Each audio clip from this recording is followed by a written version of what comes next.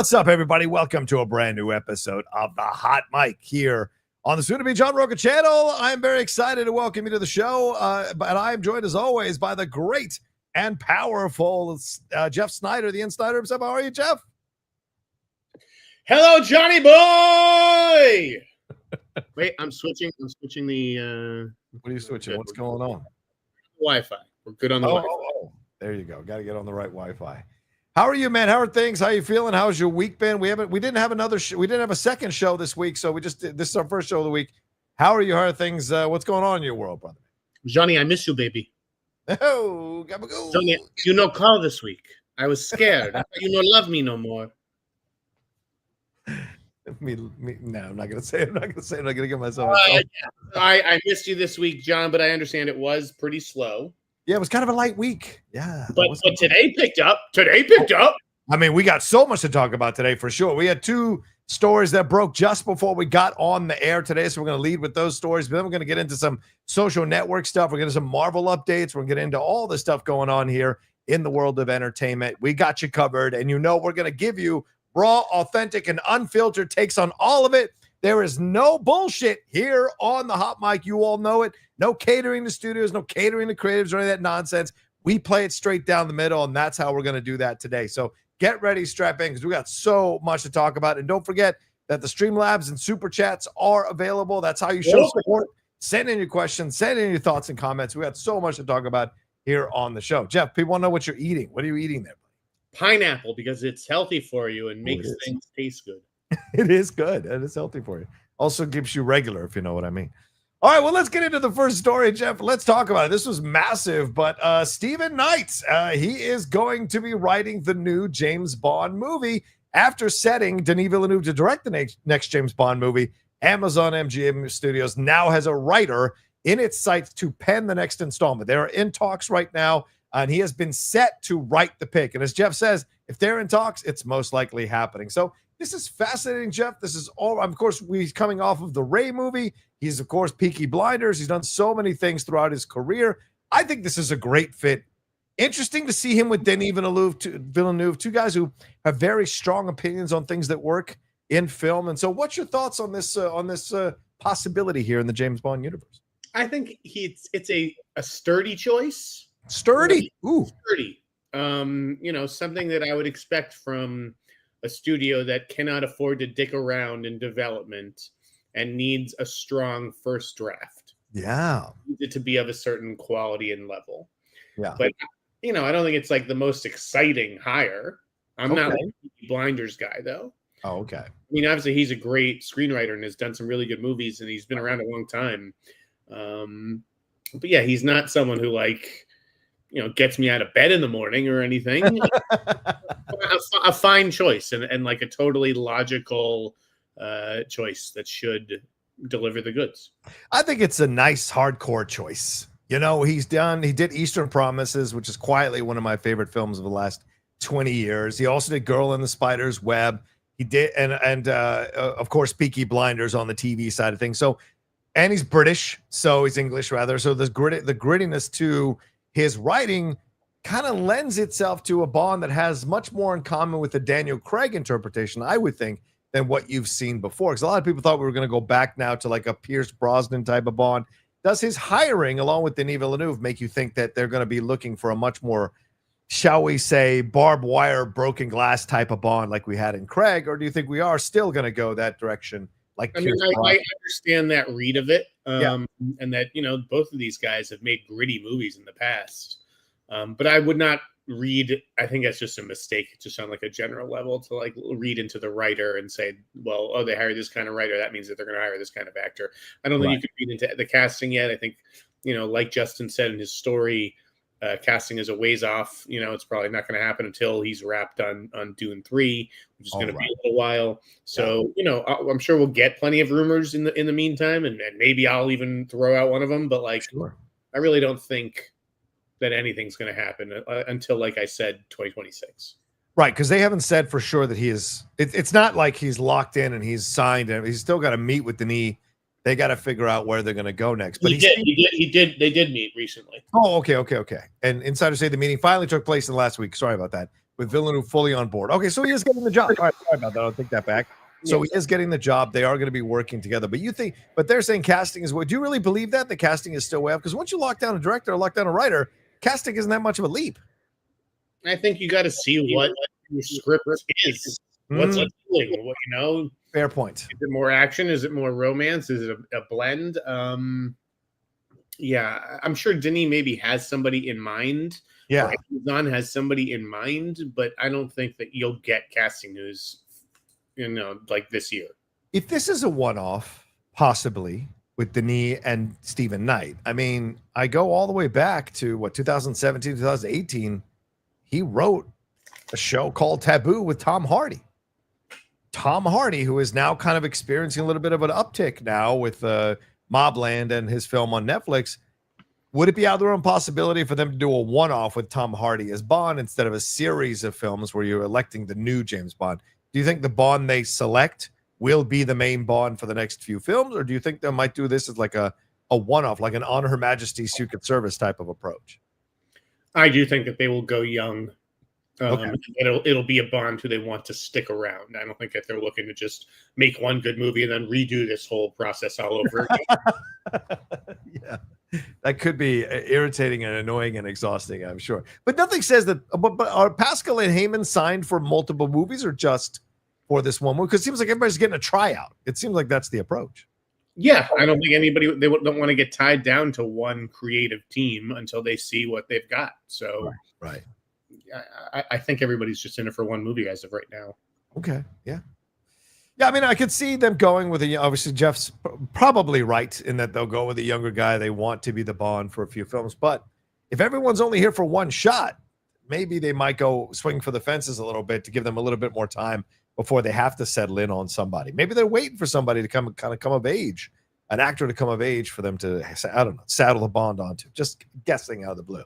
All right. Anything more you want to say on this? Anything else about Stephen Knight coming in as the right? Do you think this will stick?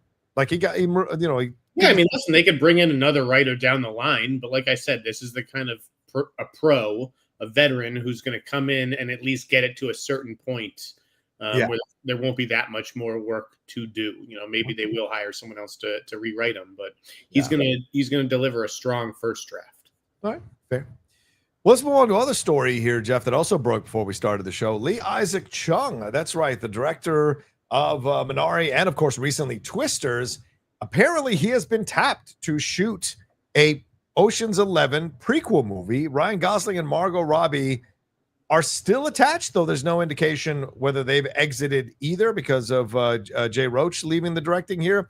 But Isaac Chung is an interesting choice, sticking with mainstream filmmaking, as this article points out. So do you like this kind of him moving into this territory, an Ocean's 11 prequel? Is he someone you would have thought of? This seems like a bit out of a left field, this choice. I agree. It is a little bit out of left field. Yeah. But obviously he did enter like the big studio system with Twisters. Right. I do think of this kind of as an upgrade over Jay Roach. I think he's a little bit more relevant right now. Right. And just has been waiting for an opportunity like this. I don't know what was going on with Jay Roach, where like the movie wasn't really moving forward like we thought it would. It didn't really seem to have a lot of momentum. Yeah. I mean, I don't think that you see the names Margot Robbie or Ryan Gosling in this story. Now Robbie is producing via Lucky Chap, and I do anticipate that she will end up starring. Yeah. But she's probably waiting to see how everything comes together. As for Gosling, I don't know. At this point, I might be a little surprised if he turned up in this. Yeah, it seems like, I would be surprised as well, to be honest. It seems like this has got to be a Margot Robbie thing. And do you think this is still going to be set? Because, I mean, I think if I'm reading this right, would they be bringing in a new writer on this, or would it stay the same writer and the script and everything like that? Because this is obviously a period piece, right? So do you think they'll keep that in their approach? I mean, Lee may come in and do his own director's pass. It sounded like they have a script where it was, good enough to go out with and secure a director. Yeah. So maybe he'll come in and do his pass. He I don't know what the deal is as far as like money, but like he may be cheaper than Jay Roach as well. Oh. Well, I don't know. Coming off a $370 million successful Twisters, I think your first instinct is probably more right in that he is of the moment more. He is currently in a run here. Nothing against Jay, but Jay's heyday was the 90s, early 2000s. I did love Bombshell, though. I liked that movie a lot. But, like, I don't know that I would necessarily think of him for this Ocean's 11 approach. So this is a fascinating decision to go in this direction with Lee Isaac Chung, who I don't necessarily think of as humor mixed in with, kind of intrigue. So I find that to be a fascinating choice on so many levels. And it does say, that Carrie Solomon is still credited as a screenwriter, and they're using her script for now. So, and Gosling and Robbie would be playing the parents of Danny Ocean. So I think you're going to start to see a lot of announcements out of Warner Brothers in the coming months as they sort of put their new slate together now that they've been divided from Discovery. Yeah, let's move into that. What do you think about that, Jeff? I mean, it seems like they hired Zaslav to do all this stuff, and everything he did, he's kind of undone. So, like HBO Max, the HBO is now HBO Max again. Warner Brothers Discovery's now been separated, Warner Brothers, and then everything else. Your thoughts on that? Right. I think it's all ultimately in an effort to make Warner Brothers the most attractive as possible for a sale. Right. Yeah. And like, linear TV has been declining. Yes. I don't know if I would assume that they foresaw it happening a couple of years ago or whatever, but right. I think that's why they ultimately decided to split up the companies. And, I don't know who buys them, but is James Gunn really going to get to execute a 10-year vision for DC? Probably not, given the whispers that we're already starting to hear about M&A moves involving Warner Brothers. Yeah, talk about that a little bit more, Jeff. We saw the news earlier today or yesterday that they're laying off 10% of their workforce on the movie side of things. What else are you hearing? What else are you seeing out here about that? We haven't heard any names yet, right? No names. Somebody called yesterday asking, and I haven't heard any specifics, but we're talking about like 1,000 people. Like it's not an insignificant number. It's going to be a lot of people hard up for work now, and those jobs just aren't really available around town. So it's sad as we sort of watch the studio get dismantled piece by piece in the midst of a great year. Yeah. Well, I was watching an interview with Alan Tudyk talking about Resident Aliens cancellation, and he said that this landscape is changing so quickly now with streaming and everything that's happening, and that the idea of regular broadcast television, that construct is no longer financially viable for a lot of these studios and networks. And so you're seeing these changes happening quickly. So we look at this and go, well, Warner Brothers is on a run. How can they possibly let go of 10% of its workforce? But of course, that is a decision that has been months or years in the making. And now they're making these cuts, as you said, to make themselves a little more financially attractive or viable for someone who wants to come in and buy them. There obviously is like a lot of fat at studios. Yeah. Right? Yeah. I mean, you can cut a lot of fat, like A24, Neon. Yeah, they don't have maybe the global operation that a Warner Brothers does, but they're doing pretty damn well with like a staff that's 1/10 the size, a fraction of the size. Yeah, true. Yeah, if that. So, I think it can be done, and I think that studios just need to sort of take a hard look in the mirror and really think about what do we need. Get down to the bare essentials in order to survive in this just cutthroat financial landscape. I think that's the horrible thing that we're looking at, is how quickly this is going to start affecting people's lives, people's careers, people's money, and how the town is going to react and how creatives are going to react. And are there going to be less pieces of the pie? And are those pieces of the pie not going to be worth as much? We had that news earlier today or yesterday about Robert Downey Jr. and how much he's made over the time at Marvel and how much he's getting paid to come back and do Doomsday. I think it's like 80 million or something like that. Like you go, maybe that's going to be a haves versus have-not situation where you're going to see like there are certain actors that are going to be paid like exorbitant amounts of money because they do lead to box office, but other actors that would normally maybe come close, the divide is going to be a little bit steeper or starker maybe between the two. Do you think that's across the board, all creatives? Do you think that's possibly where we're headed? I mean, yeah, it's really going to be about who moves the needle for sure. I mean, if the average Marvel movie these days is what is Fantastic Four going to come in at 600 million? Maybe Yeah, less. maybe. So it's like, yeah. I feel like Downey sort of guarantees $1 billion at least. Let's call it 1.2. So like, if he can double the gross of the average Marvel movie, then isn't he worth $80 to $100 million? Right. I mean, they made 51 billion or something like that, or 31 billion off those movies. So I mean, like, he's allowed a piece of the pie, for God's sakes, for being a huge part of it. And I wonder that's probably what might be fueling this idea that he might stick on past Secret Wars. He might stay on as either Doom or a Tony Stark variant going forward. I wouldn't be surprised if that's what's behind that thinking and the rumors that that's a possibility. I don't know.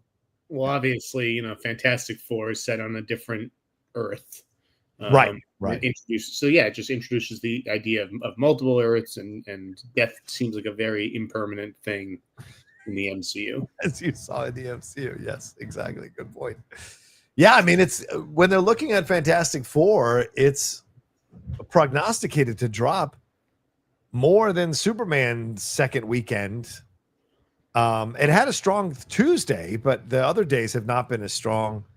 And there doesn't seem to be that buzz around this movie like there was around Superman, Jeff. So that's what I just finished writing about, actually, because I did finally write about Fantastic Four in the newsletter tonight. And I think, even though long term, I think the MCU is looking pretty damn healthy. Yes. Right? Avengers and X-Men and Spider-Man. DC, I think, won the summer. And I think Superman, I did like Superman a little bit better than Fantastic Four. Yeah. And it just felt more culturally relevant. Mm. Yeah, right now it's being, according to Variety, it'll earn 45 to 52 in its second weekend, which is a 55 to 60% drop from its opening weekend. That's, it's a strong drop. It's not 70% as we saw with other Marvel movies recently, but it's still a significant drop. And so that'll be curious to see what its end result is going to be. There's a very real possibility that Superman does better by the time it's all said and done, because it doesn't seem to be grabbing, as you said. Fantastic Four should have taken the Snyder's advice and moved to November. You might be right. Especially because now there's like a whole year before we see another Marvel movie. Not another Marvel project, because we'll see TV shows, but like another Marvel movie for a whole year. This summer was a mistake with Superman and Jurassic Park. Seems like. It's tough to get people in general to go to a movie theater 3 times in a month.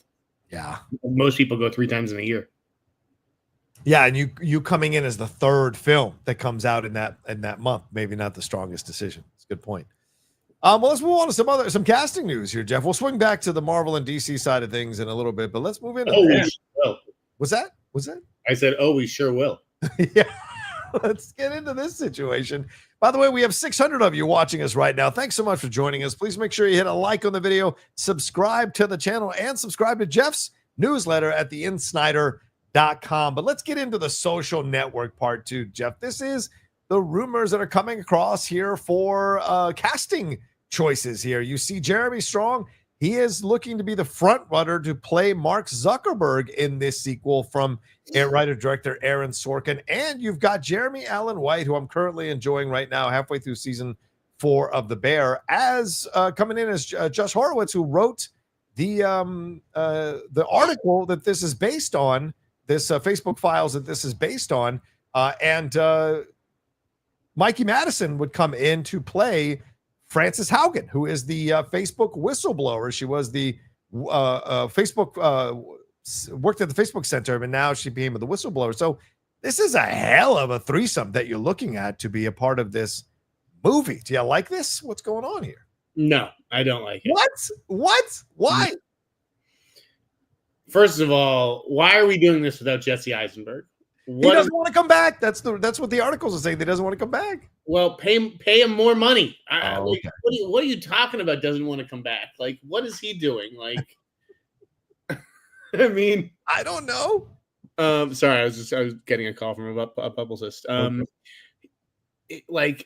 we really need him to go off and direct another movie that 2 million people see or whatever? Like, Jesse, this is the role that allows you to go and direct. Like, if Sorkin's, if you like, I mean, I don't know if he's read Sorkin's script or if he just didn't like the idea, period. Ooh.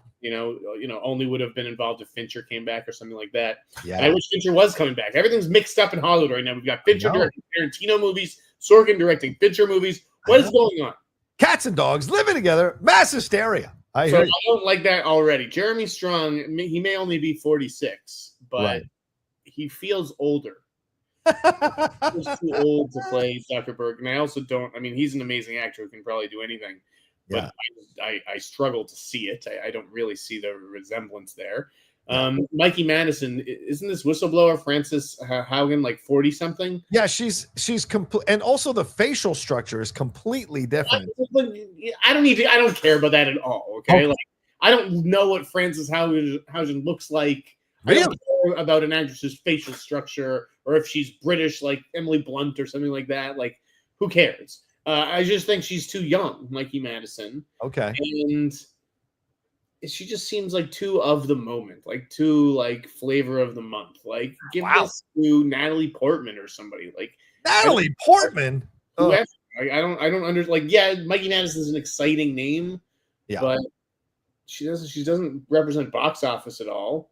I just don't.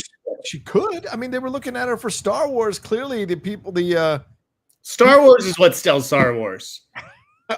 Okay, sure. Tell that to Solo. I'm looking forward. This is a great role for her. Like, she should be delighted, about this. But is she who I would pick? Probably not. Let's help Jeff and other people. This is Frances Haugen, and that's Mikey Madison. So. But remember, the last flavor of the month I can recall was Jennifer Lawrence, and she played that older character in American Hustle and got nominated for it, Jeff. So age shouldn't matter either. It's more a matter, can you play the role? And she might have the right kind of sassiness to play Frances Haugen, who is a hero, in my opinion, with all this whistleblower stuff she did on Facebook. Okay. I mean, it's okay. And Jeremy Allen White, it's like he would make a better Zuckerberg. If we're recasting Zuckerberg, why isn't Jeremy Allen White playing Zuckerberg? I don't know. I guess because people are not in the places that they should be. The universe is not aligned. Fair point.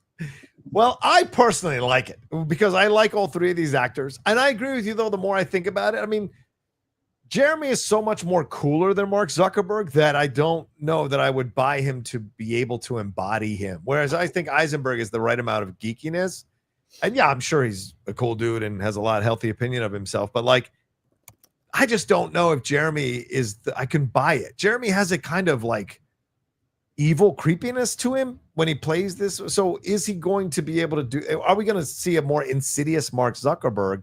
I don't know that I mean, he just finished doing that Roy Cohn interpretation, which was incredible.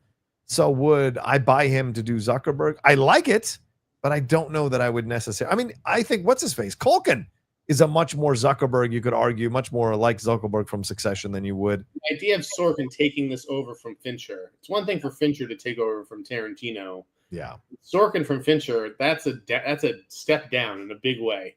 And so I'm not loving it. And also, like, if you're going to do another Facebook movie with a different Mark Zuckerberg, call it something else.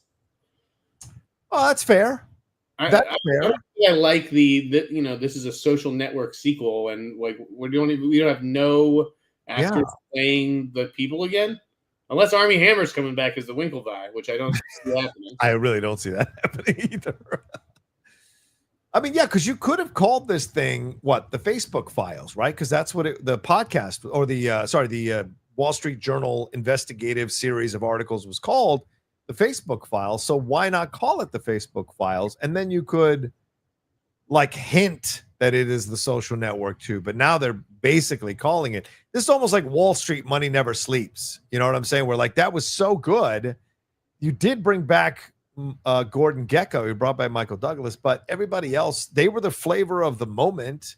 But the film itself didn't quite reach the magic of the original. And so maybe this is the same kind of situation. That being said, I do like these trio of actors, and I would be curious to see what they could do. And I'm sure Jeremy was like, well, the Horowitz Jeff Horowitz that's a much more interesting character to play for me, trying to find out what's going on here with all this situation. And he would probably be the lead, I would imagine. So yes, so that would make sense. It's being positioned as like a journalism movie, like Spotlight or The Insider. Right, which is Sorkin's totally in Sorkin's wheelhouse. But I agree with you. I don't think it's look. I just got it. It took 3 months to finally get this in 4K. Possibly my favorite film with the year 2000 in front of it, like 2000 anything. I love Social Network. It's one of the greatest films ever made. So I have a special place in my heart for that movie. So this has to hit that level to even bother doing a sequel, to be honest. Yes. We'll see. Yes, too social, too network. That's what it should have been called. All right, Jeff. Let's move on to some other stuff here. Let's get into this situation. What are your thoughts on this, Jeff? Weapons. This is a film that a lot of people are looking forward to. Johnny, let me call back this publicist. You take this segment. I'll take that. All right. So this is an interesting. Well, then, if we're going to take my segment, where do I want to go? I guess we'll do this. Yeah. So Weapons is going to come out here very soon. But there has been talk about Weapons' Rotten Tomatoes score. And you guys know on the show, we have had strong conversations about Rotten Tomatoes scores that come out. Jeff will be back. When Jeff's back, I'll put him up on the screen. But we have had conversations about Rotten Tomatoes scores and how much we should believe these Rotten Tomatoes scores when it comes to movies coming out.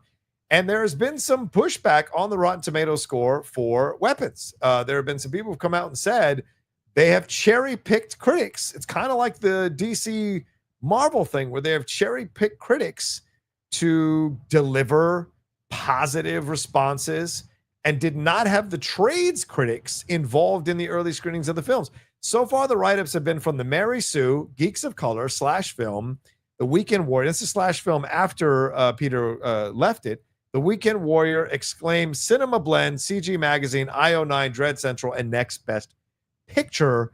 And Next Best Picture was the only one of those to not give it a rate, but they haven't had any of the main trades come in and review the movie. So you have to ask yourself, is this a situation where they are once again rigging the system so they know they can get these reviewers to deliver positive, gushing, falling all over themselves reviews for Weapons and wait for the trades? Like Longlegs had all this kind of love behind it. And then in the end, it was kind of a mixed reception to it. So are people hyping this up? And then when the trade critics and other critics see this movie, are they going to be, and other fans, moviegoers rather, are they going to be disappointed by the movie? So it's just the things that I'm looking at here, and that's why I wanted to put it on. It's ridiculous. It's basically like they showed the movie to 5 people, and 5 people liked it, and they said, 100%. I mean, 10 reviews. 10 reviews is less than how many seats there are in one row at the movie theater. Well, should it count? That's the thing. Should Rotten Tomatoes look at this and go, we're not going to give it 100%, or we're not going to put the score up until the trades see the movie? Like that. Minimum of 50 reviews. It should be a minimum of 30 or 50 or some number of reviews. Okay, I can get behind that. You have to have 50 reviews, and then you can put up the Rotten Tomatoes. To allow a studio to say 100% on Rotten Tomatoes, and then in the fine print say based on 10 reviews, they could use that 2 weeks from now when their score comes down to 82, and just say 100% on Rotten Tomatoes score as of July 22nd. But does this make you nervous about the movie? Does this show that they're not as confident in the movie? No, I'm not nervous about the movie. The movie's gonna be good. I'm pumped for the fucking movie. Okay. I do think that Warner Brothers, and I called them out in the newsletter, and I got invited to a screening, which I can't attend, nor was I going to, because I already have tickets. But I just don't understand WB's screening strategy. Obviously, it's just designed to get favorable word of mouth. It's not really like we were fair with critics, and this is what they honestly said. It literally, they just rigged the game so that it's in their favor. Right. Well, that's what I'm getting at. Is like 100%. Now it's bleeding into, like, with superhero movies, I understand that, right? But if this is going to start being like how you do all your movies, then I think you're going to undercut. This is not a long-term solution, because short-term, yes, you're going to get people loving the movie initially, but then people are going to start seeing through these first reactions when they put them out, especially coming from Warner Brothers movies. and go, I don't buy any of the bullshit they're saying. Like we said about Superman, like where we're like, oh yeah, they carefully curated who could show up and see Superman and deliver their reviews, and we called it out as convenient people they've picked and then allowed to be at the junket so they would deliver basically positive responses. It wasn't until other people saw it that you saw a little bit more of some of the criticism. So if it's bleeding into other films, then this is more of the denigration of critics, and all these people participating in it from these websites have to take some responsibility here and be like, yeah, you guys are basically encouraging the denigration of the job that you're doing. That's what it seems like. They don't push back at all, John, and it's because they want the access, right? You have the head of the editor-in-chief of Discussing Film was talking about it, how like, well, if Warner Brothers doesn't think our coverage is important, maybe we just won't cover Warner Brothers. Good luck, buddy. Good luck. Because actions speak louder than words. And It's so easy to go on Twitter and complain about something, right? Yeah. But actually have the balls to say on the next time, they're like, you know what? Actually, you don't get to access to my audience because I'm mad about X, Y, and Z, and until it's fixed, you're done. Cut them off. The press has the power, and the press gets that. Okay, the press treats themselves like the lowest rung on the ladder, when frankly, the lowest rung on the ladder is publicity. Right. So I just don't. I don't get what's going on with our community. Well, I just think too many people are in it to make money, and they're not actually in it to honestly criticize and review movies. I think too many people chasing the status and the glow of social media response and followers and building up that kind of stuff, and instead of being an honest critic and looking at the landscape and being like, well, wait a minute, it's about establishing themselves as legitimate, but you can't be legitimate if you're also undercutting the thing you're trying to get legitimized for. To me, it's a snake eating its tail. It doesn't make sense to me on so many levels. I get that everybody needs to make money and pay bills, and you got to get the bag while you can. But sure, being a critic used to be about other people's money. It was, let me show you how to spend your money the most effectively. Let me tell you what to save money on. You don't need to see this in the theater. Yeah, and now I just feel like that is out the door. Probably because people make up their own minds now. They don't really pay attention to what critics say anyways. So why should the critic, cater to the reader almost? It's like this self-perpetuating cycle. If you let too many people into the party, it's no longer an exclusive party to attend. It becomes a Walmart where everybody can go. And that to me is what you're seeing happening now. And I'm going to say there's some really good young critics that are coming out of these sites. I've read their reviews and I'm like really impressed with some of the stuff they do. But there's also these other critics who just fawn all over anything that comes out of any studio for the access. They take pictures of themselves at the premiere, looking all cool and dapper in their suits and badass, and it's like, well, where am I supposed to take you seriously on your opinion on things? You know what I'm saying? Take a selfie at the theater, no problem. But if you're dressing up for the red carpet and trying to create some kind of status out of that, then how much am I going to believe your opinion on the movie? Because you want to keep getting invited back. And so, it's a great thing. Critics' Choice this week sent out an email, and they are culling the numbers, and they are looking at people's reach. They're looking at people's output, and they're looking at, and they want to cut down the amount of critics that there are because it's blossomed too much. So you've got to cut it down so that you understand that these are people who are actually dedicated to reviewing movies legitimately and reviewing them in high volume and voting on them, and so I think that's a positive, and I wish more organizations. So Critics' Choice, which let way too many people into the tent, is now realizing the error of their ways, and they're trying to boot people out.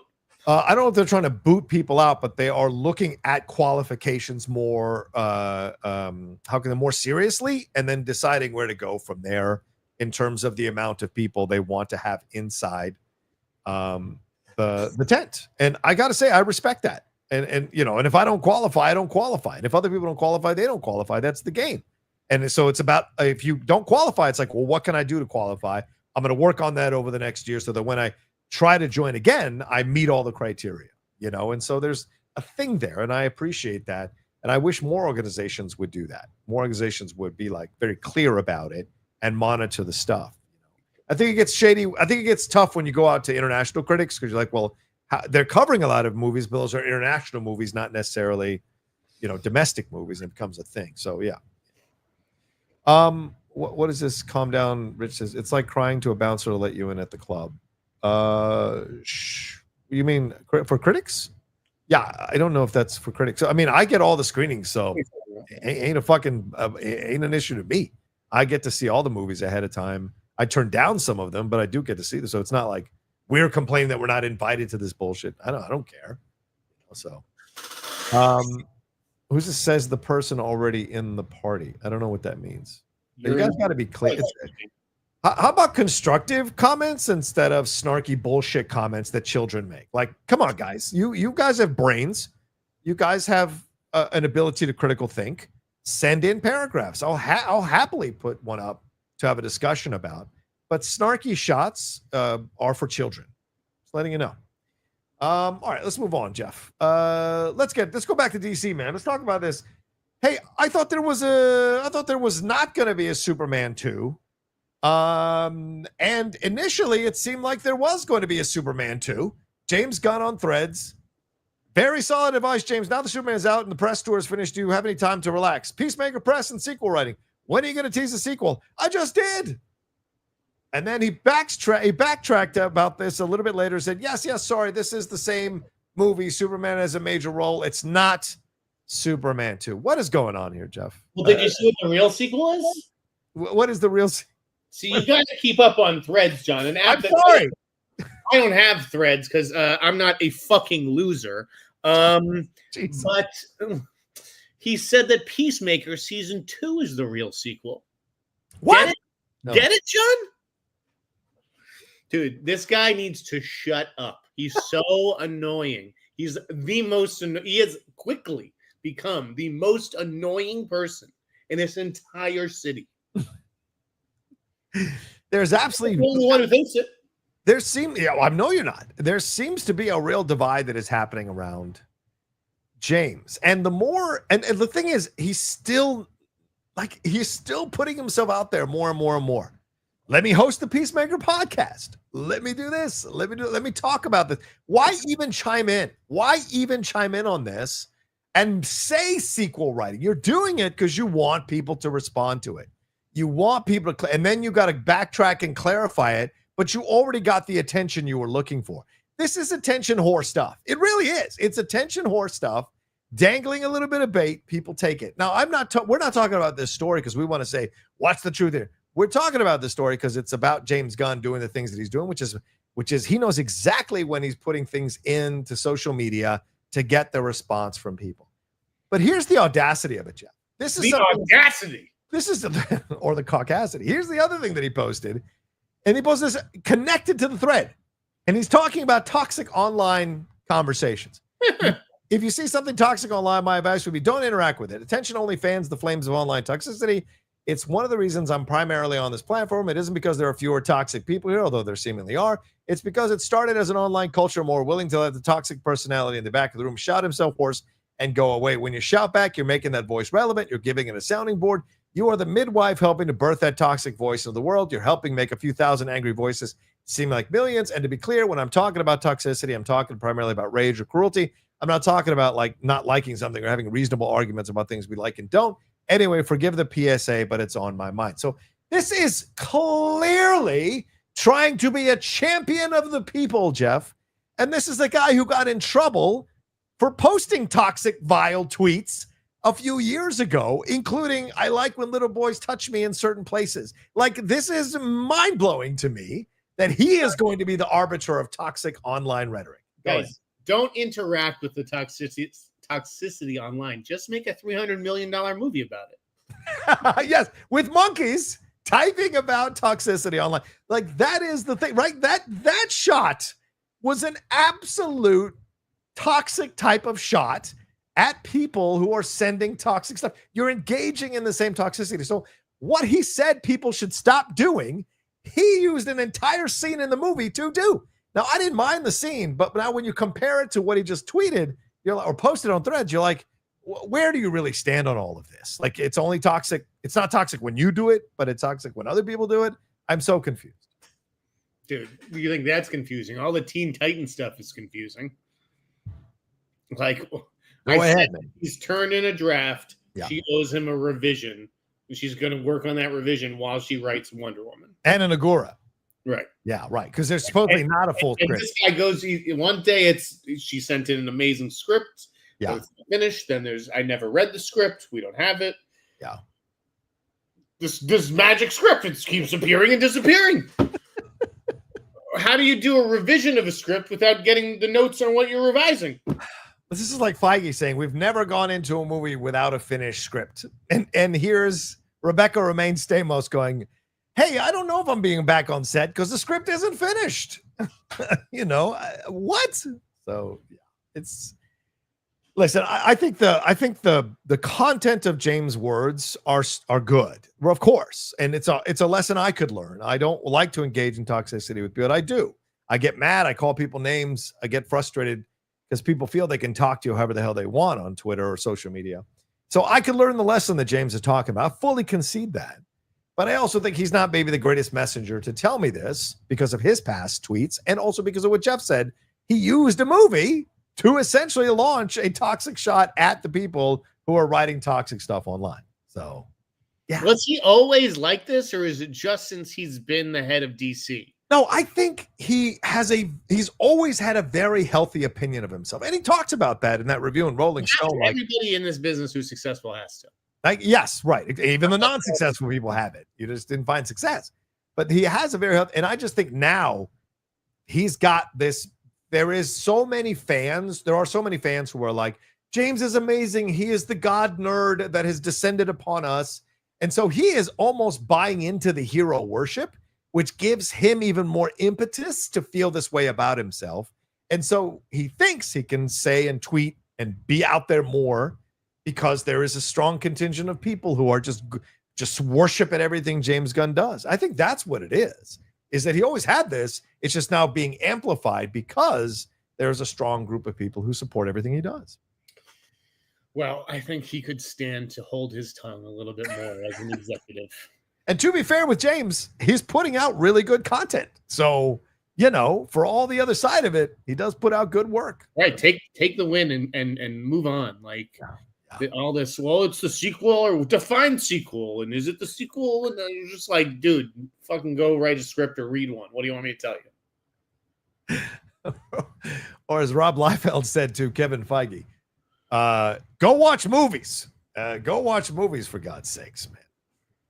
All right, let's move on to the Marvel stuff. I had a picture for this. Hold on a second, I got to bring this up because this is how I do the time codes. I got to have a picture, and I guess I didn't have a picture for this one. So let's talk about it. There's an update. Tatiana Siegel, as she has done recently, giving us an update on the Marvel stuff that's going on there, and quite a lot, Jeff, within the updates here, but then also some stuff that is a little bit stuff that we knew already. But essentially what she said was that X-Men is going to be cast with talented actors, not necessarily A-list actors, in order to keep the costs down.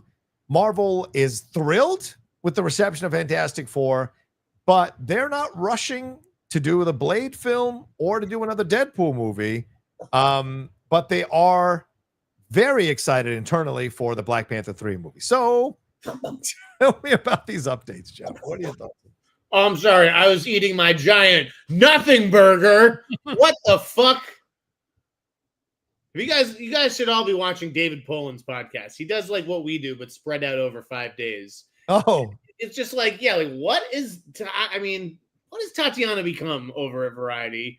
And this is a total this is her trying to pretend like she knows what's going on. Okay. I like her updates. I thought we liked Tatiana on the show. I know I do. Tatiana just fine. But I mean, the stories that they have her chasing at Variety, it's just like, what the fuck? Are they? I feel like she's not chasing this story, Jeff. I feel like they turned her into the world's biggest gossip. It's just like, get us something on Marvel when numbers are low. Well, there is nothing on Marvel. Okay, well, just like pull something out of your ass. Yeah. Yeah, I thought this was nothing of a story. Oh. I'll give you something bigger right now. I mean, it's already out there, but I mean, it's legit.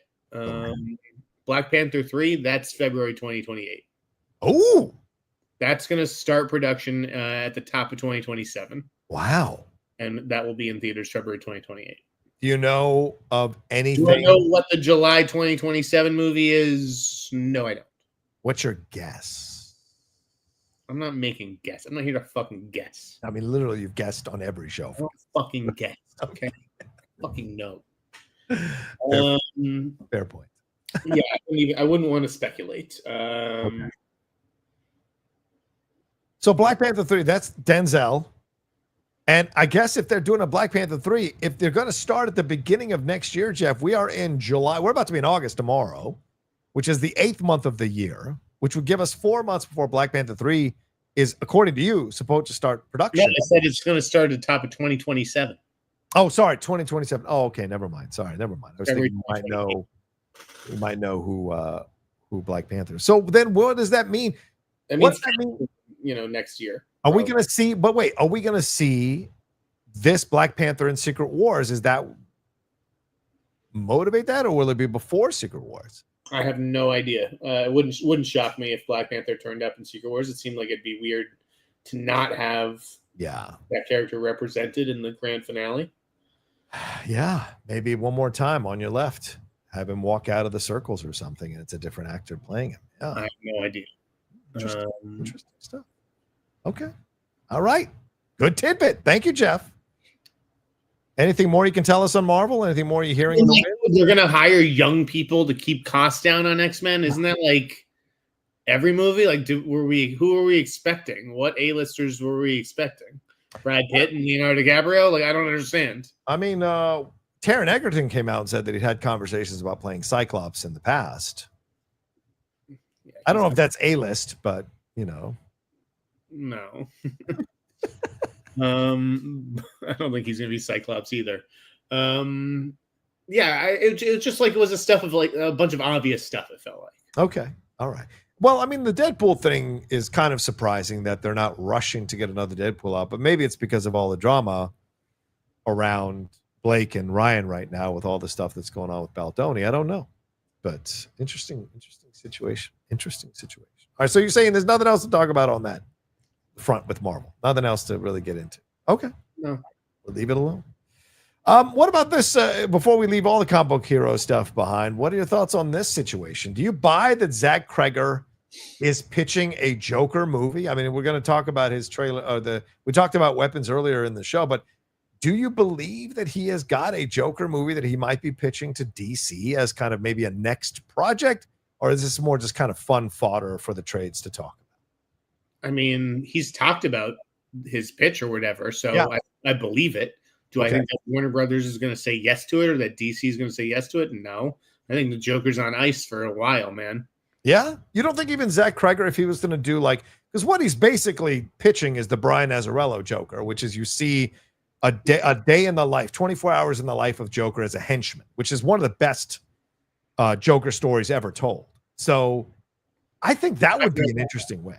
I've read that, and that was great. I just I don't really think Warner Brothers is in a rush to do that.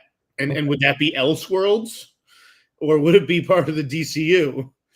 No fucking way is that Joker being in James Gunn's universe. No fucking way. So I don't really see it being a priority for James Gunn then. Yeah, I guess you're right. But you don't want to leave people with a bad taste in their mouths over that Joker, though, do you? I mean, you kind of want to get people excited about Joker again. If Weapons comes out and is a monster smash, then announcing that you're working on something with Zach Cregger wouldn't be a bad thing, an Elseworlds Joker approach. Because I think people would be happy to kind of wash the stink of that Joker 2 film out of their mouths. It's Quentin Tarantino's praise of it aside. Again, I think the fact that he's even talking about it means it's wishful thinking. If it was real, he wouldn't be spilling the beans. That's a fair point. Actually, that's a fair point. Okay. All right. Well, I just wanted to get your 2 cents on it. What about this situation? How much of this do you believe? The James Cameron stuff. This broke a couple of days ago that James Cameron he is mulling over Hiroshima, a new Terminator script, and an Avatar-related animated anthology. He has also recently scooped up the rights to Joe Abercrombie's freshly released fantasy novel, The Devils, which has rocketed to the top of the New York Times bestsellers list. Cameron isn't just producing; he wants to adapt it himself. He'll write the script, possibly direct. And he says it was more about how much fun it would be to make this movie. That's what's excited about him. He said it's nuts. The whole thing is off its tits. So, do you buy this, or is this another one of those things that gets bought, put into turnaround, and never sees the light of day through James? I mean, I believe that he wants to do it, and I'm sure that he could easily find the money to do it. In his pocket, in his bank account, he could find the money to do this. What are you talking? Yeah, but I don't think everybody is financing their own movies unless they're Francis Ford Coppola, and then you wind up broke and doing road shows.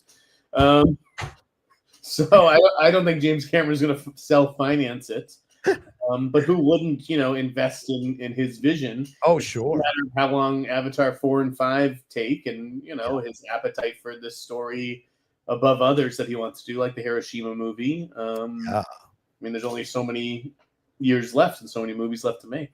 Yeah. I like the Hiroshima. I would be very curious to see his take on that.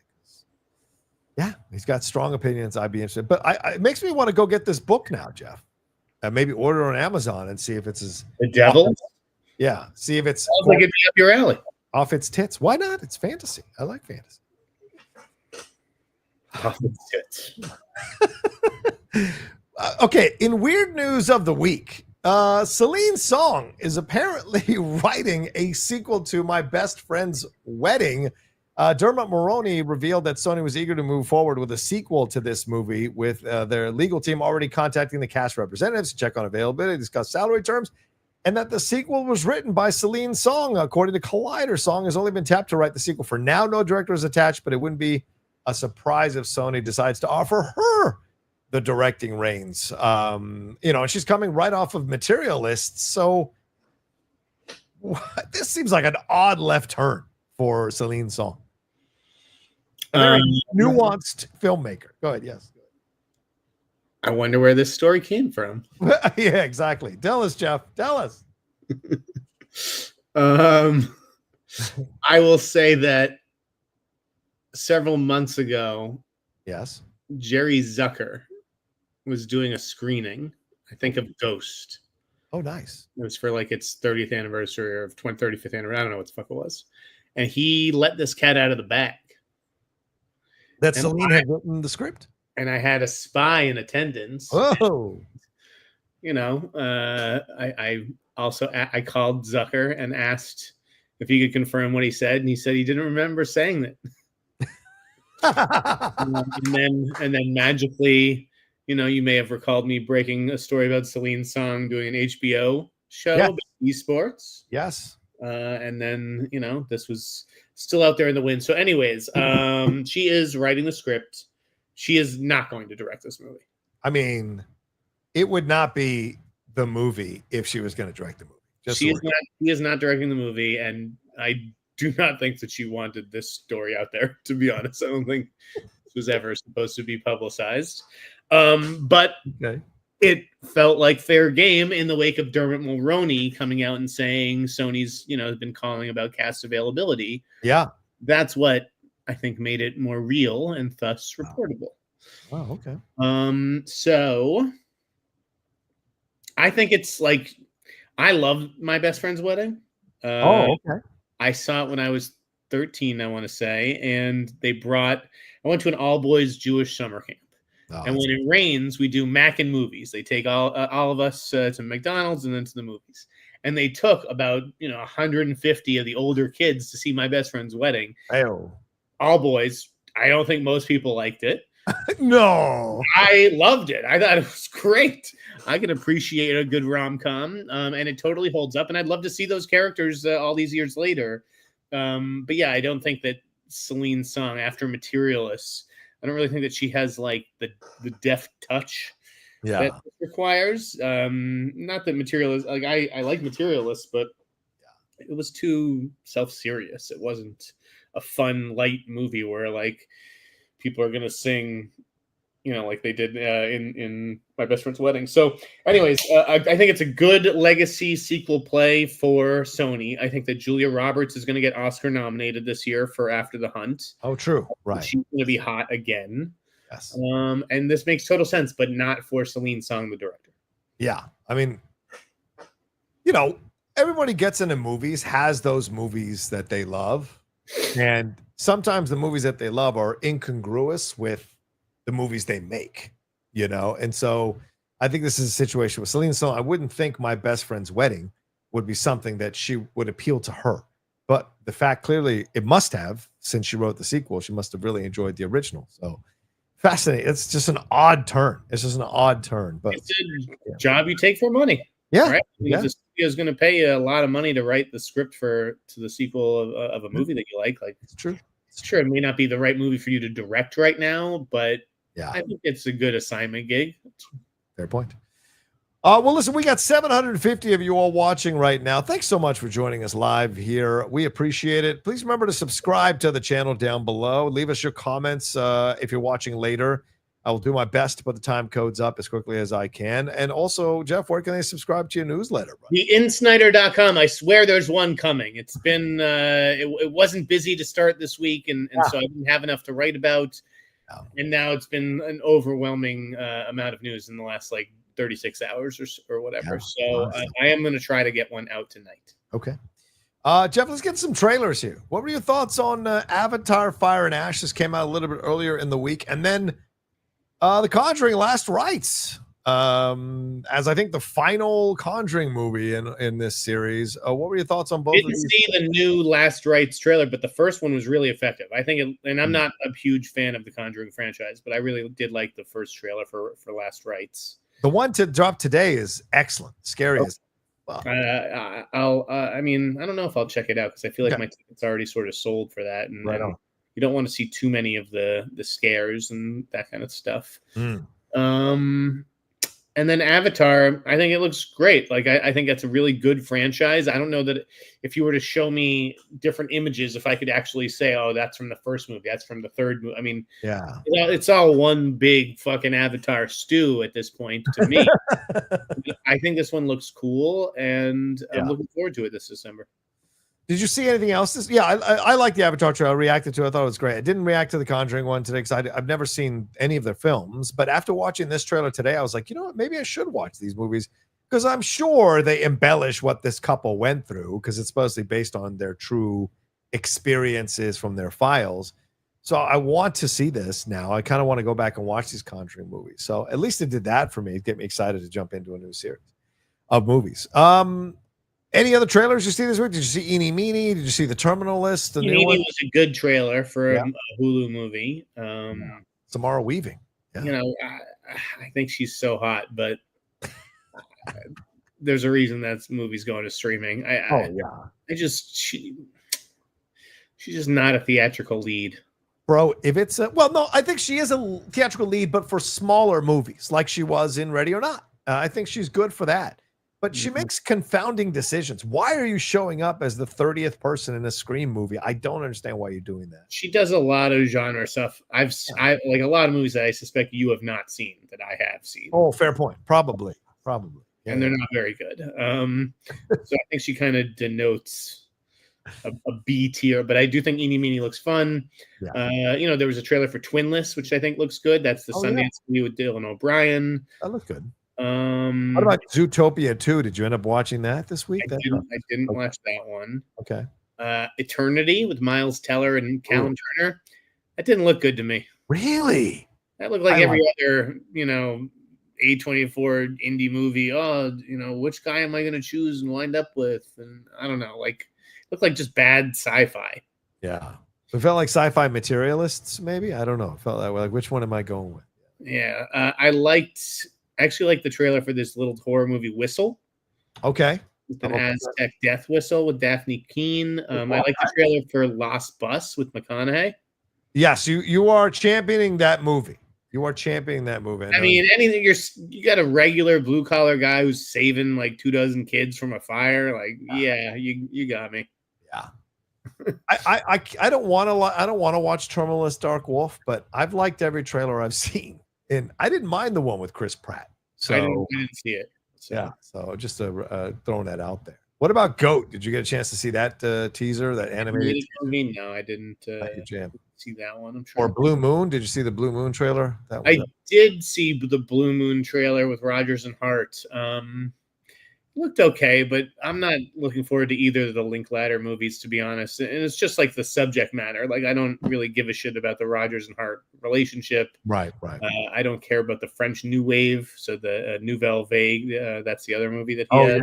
Yes. Which is apparently going to be France's like Oscar submission, which it would be funny if it won, because Linklater still wouldn't get the Oscar because it goes to the country, not the filmmaker. It's not. Neither of those is up my alley. Neither of them cracked my most anticipated list at the time.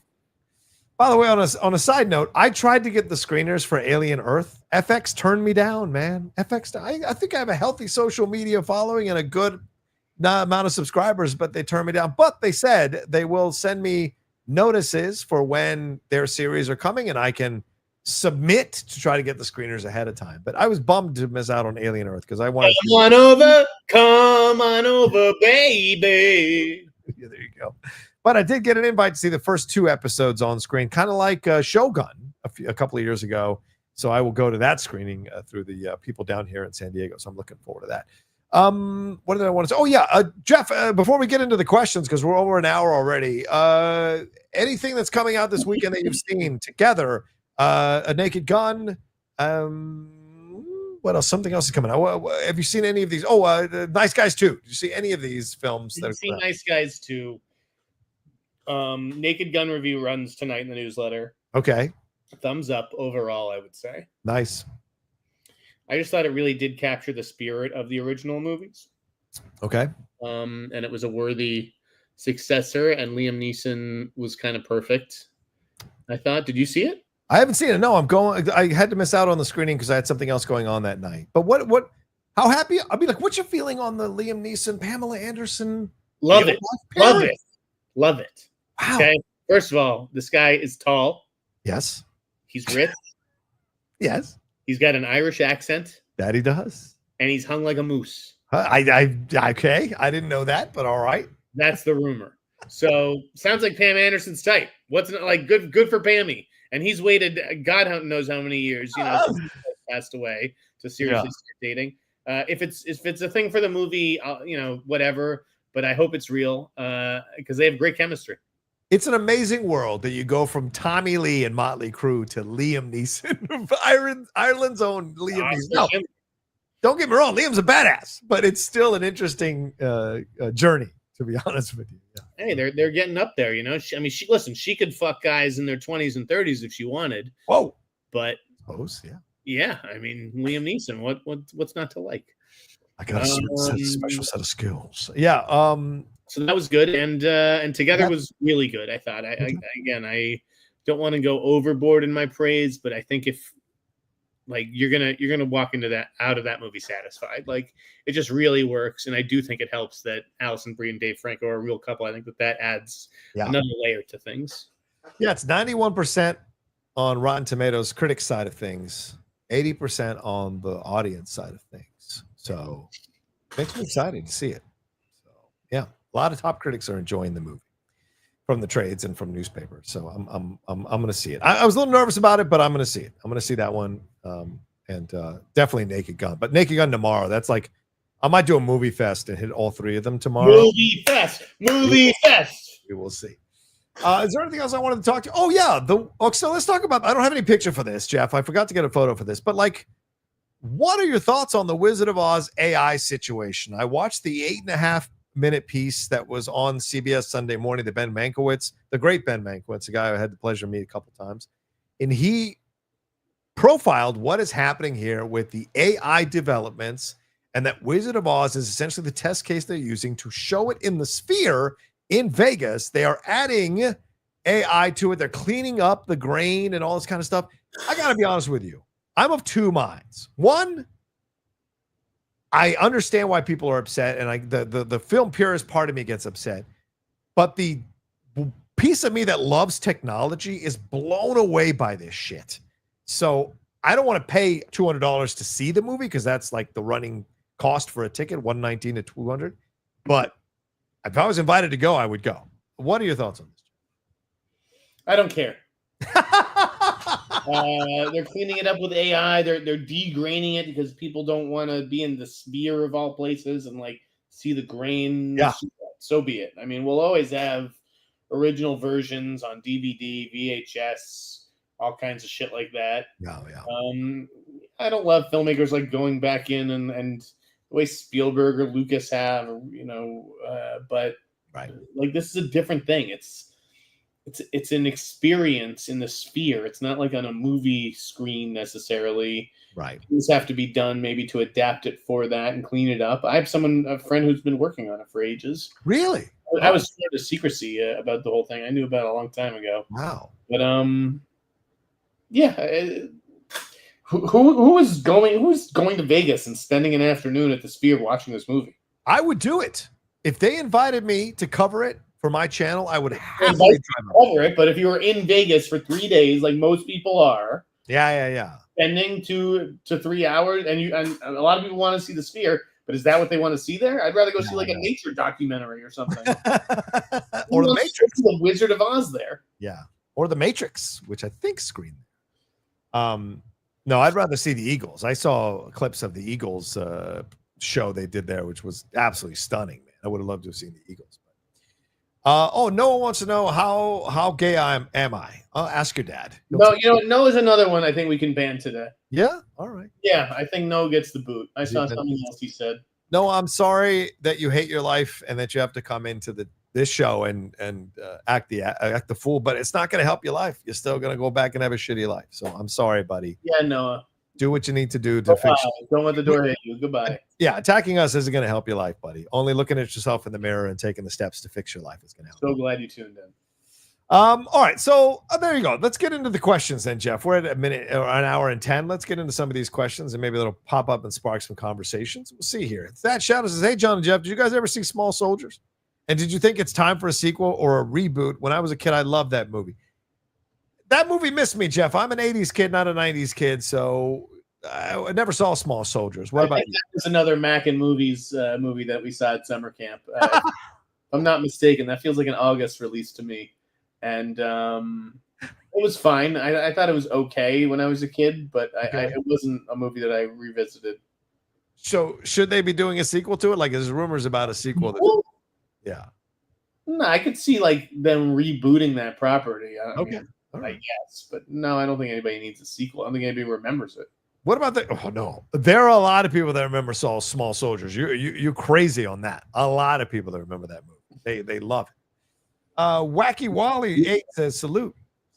Thanks, Wally. Yeah. Connor Przalomsky. I hope I said that right, Connor. Each day that passes by with Andy Muschietti attached to a Batman movie, more angels continue to lose their wings. Bro, he is not attached to that movie. Let me say right now, all the angels have their wings. He is not attached to that movie. We've said that for a year on the show, or at least I have for a year on this show. He is not going to direct Brave and the Bold. Don't be foolish.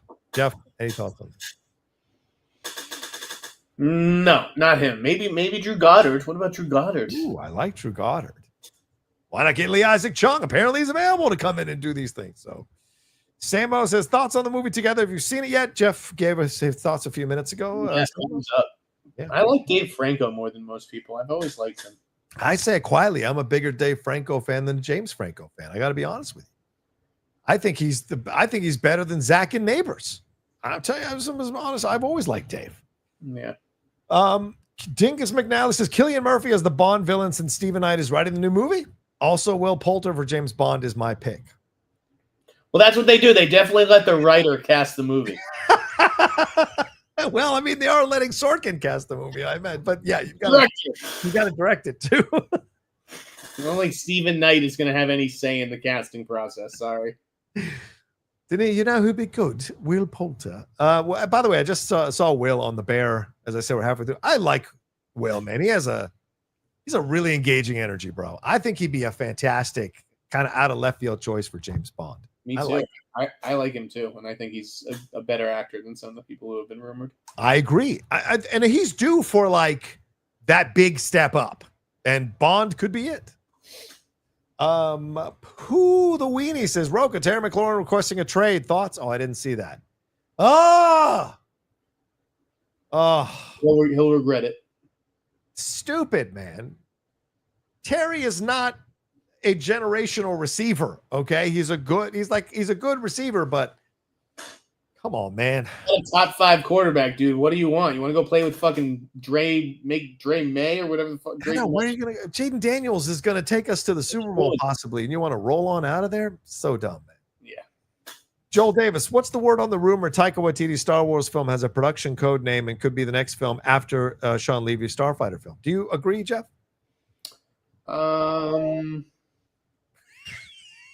Thank you, buddy. I haven't really asked my source too much about Taika's movie. I feel like that's never going to happen, Jeff. Am I wrong? It wouldn't shock me. I was surprised when I saw that it had a code name. Yeah. I really don't know what to make of that, but I don't. It doesn't feel imminent to me. Gracias. Yeah, I agree. Thank you, Lady Outlaw. Thank you. She bought me my protein shake, y'all. Protein shake. Jesus. I need it. I need to stay alive. Dingus McNally, agree, Jeff. They should have moved Fantastic Four to Blade's original date of November this year. Would have been around Thanksgiving time. Better for families. Jeff, that makes sense too. Big mistake, Marvel. Listen to the Sneider. I'm available to consult for a very low fee. A very low fee. DUI. The more, let's tell you this. I have not heard this angle till you presented it, and I got to say, the more I hear it, the more I think you're right. DUI Champ says, "Evening, Mr. Sneider. For a fee, if you read your newsletter subscriber scripts, I'm one. How much to read some or all of a 90,000 word manuscript? 90,000 words? A lot. That seems like a long book, DUI Champ. Why don't you DM me? Either email me, which is not hard to figure out, at Gmail, or DM me on Twitter or Instagram. Yeah, there you go. By the way, this is the Quest Strawberry Protein Milkshake. Highly recommend it. Let's see. Get that plug in. Yeah, I mean, they don't pay me. But John Darius says, "Hey guys, question. Do you think having Fox's X-Men ruins the hype for a rebooted MCU X-Men film? I feel like they should have waited to show them until their own film with new actors. Thoughts?" Yes. Really? You think that? Go over this. I cannot believe we're getting Fox's X-Men like they're like some sacred deities in the MCU in these new movies.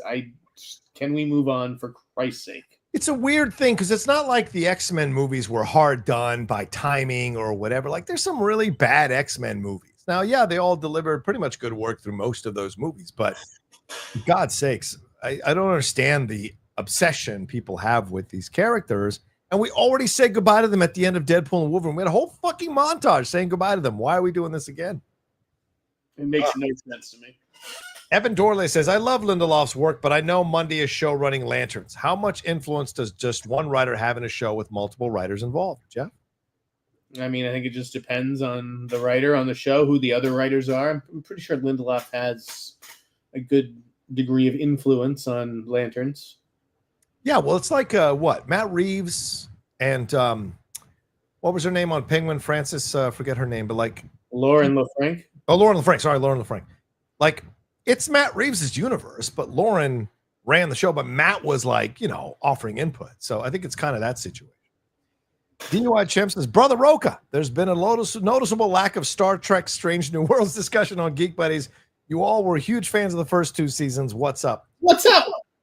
July is a busy month. Michael was in France for 14 days. We had Comic-Con. There's been all these shows and movies coming out, bro. It is not a normal July. So, unfortunately, that's kind of fallen by the wayside. But Mike and I are going to catch up. We'll do a mid-season review, and then we'll do an end-of-season review, probably at this rate with the way things are going. Trekkie you are, Rocha.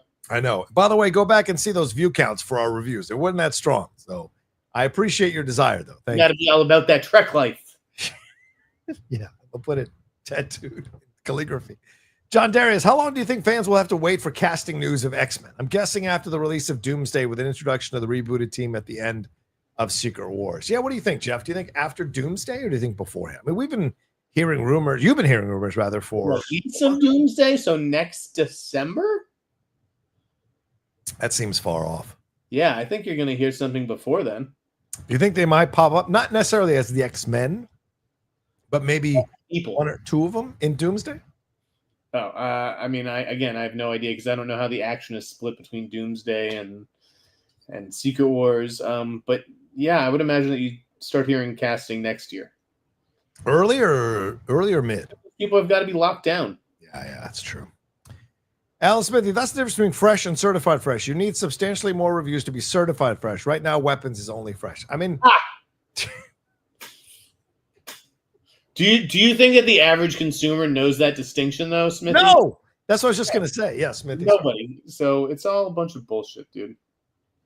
Yeah, and I'm not just saying that because Rotten Tomatoes turned down my TIFF financial aid proposal.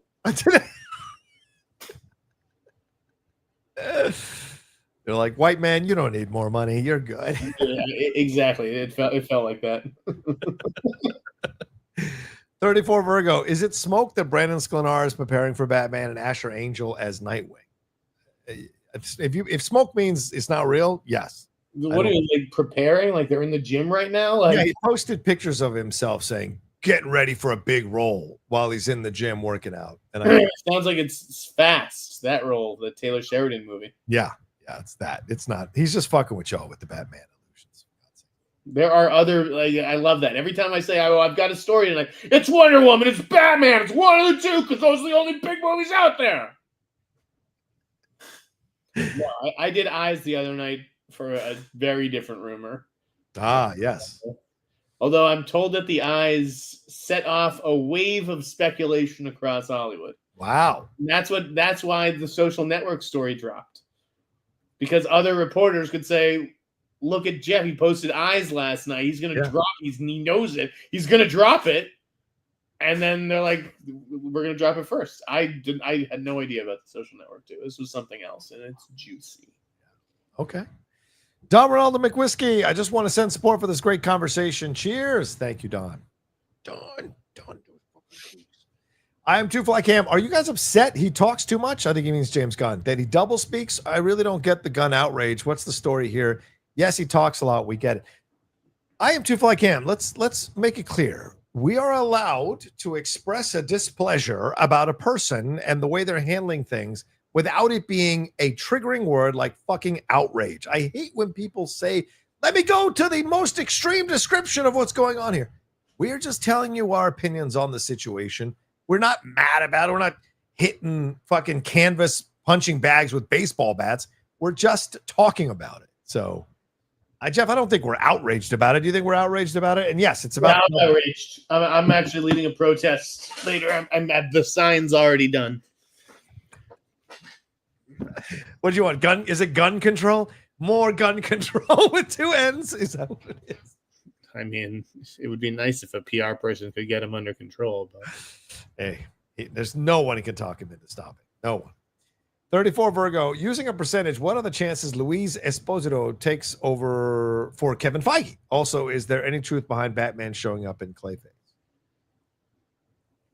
I have no idea. I would assume it would make sense. But who's Batman? Yeah, right. Yeah. I mean, if he does show up, it'll just be a shadowy figure. It right. And that's the thing. It's like, oh, there's someone in a suit. We don't know who it is. I mean, I don't fucking. Where have I just seen that in a post-credit scene recently? Where have I just seen that? Where it's someone in a suit, but we don't know who it is because they don't show his face. Ooh. As for Louis Esposito, Esposito, I have. I suppose it could be him, but I doubt it would be. I kind of doubt it as well. Fred Tastic 314. Oh my God, today's show was a stream of consciousness, and I'm here for it. Hot mic rules. Yeah, very much so. Very much so. Alan Smithy says, I'm a film critic. I wind through film prints and tell people whether they look good or not. This film is too scratch. This one has bad color. Where's my studio swag? Where's my pink Speedo? Alan, I will sell you my pink Speedo for the right Warren. For the right price. Sell it to you, Warren. I'm Too Black Am says, any early preview of Alien Earth, is it peak or no? Jeff, you talked about it last week. Do you want to reiterate what you said last week? I'm under strict embargo. I just got my FX screeners back, so I'm not looking to blow it, but I have seen the first 2 episodes. Nice. Chief of Staff John Pompeo is Chief of Staff now. What broke Rocky more, loss or trust? What broke Rocky more, loss or trust? What? I'm confused. Rocky like Rocky Balboa? One of the Rockies do you know? Rocky and Bullwinkle? Broke Rocky more. No, trust. I would say trust. Because loss always motivated him to come back stronger. So trust is the thing that devastated him in Rocky 5. Uncle Paulie. Yeah. Okay, next. Green said yesterday, and I don't understand the hype. Very basic story. Yesterday, and I don't. Oh, wait. Oh, is he saying? Oh, sorry. Did I miss? Green, you said 10. This is number 6 out of 10. Oh, wow. Green, I did not get. We did not get any of the other ones. Jesus. So I don't know what you did to send in the first 6. Well, let's try to decipher it. Okay. Yesterday, I don't understand the hype. Very basic story, no character development, no lessons learned, and weird character dynamics, underpowered villain, and underwhelming final fight. Ooh, is he talking about Superman or Fantastic Four? One of the two, right? Exactly. I don't know which one. So we're gonna have to. I'm gonna assume it was Fantastic Four, because for you to have just seen Superman like 2.5 weeks later and you're watching this show, I don't buy it. That's true. I'm Two Black Ham says Zootopia 2 will make more than LNS. Book it, Lilo and Stitch. You think it's gonna make more? You're gonna make $1 billion. Zootopia 2. Maybe. I think it could, but the question is whether it'll make it. When does it come out, John? Do you know the release date? I do not know. I can look it up real quick though. But yeah, well, when it comes out, right? Because I mean, you need time to make that kind of money. Yeah, I think it's a November release. I just don't know if it's like early November or November 26th, so Thanksgiving weekend. November. Yeah, I think so. You've got basically a month and a few days to make that money, and you've got to deal with Avatar. Oh yeah. I don't know if it'll hit $1 billion by the end of the year, at least. Yeah, November 26th. But that could keep playing. Oh, of course.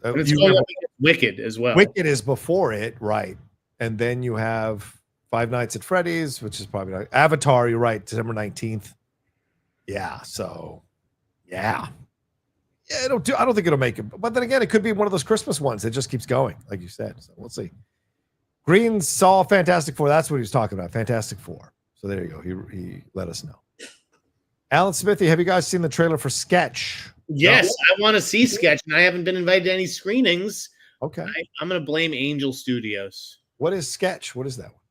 It's that Tony Hale movie where the kids' drawings come to life. It's supposedly like, a pretty good movie about grief and trauma, and cool. I think it looks pretty good. Oh, nice. Okay. Darcy Carden, I think, is in it. Okay. Cool. Michael Larry says, Jeff, thoughts on Fantastic Four? You get him in the newsletter tonight, but yeah, I thought it was okay. I don't think it was quite as good as Superman. I agree with that. I think I wanted more action. SJC 360, will any studio give Bryce Dallas Howard a movie to direct? Sure. I think so, eventually. Yeah. I mean, she's shown what she can do in the Star Wars universe. Just won't be probably Wonder Woman. She's a Nepo baby who is Ron Howard's daughter, and she can step up to the plate. So, like, all of those things are positives in her favor. So, yeah, why wouldn't they eventually give her a theatrical? The thing is, does she have the time? Because she's still acting. So it's like, will she be able to carve out the time? Elusive Rock says, I love Small Soldiers. See, just got the 4K Steelbook that dropped last week. Amazing.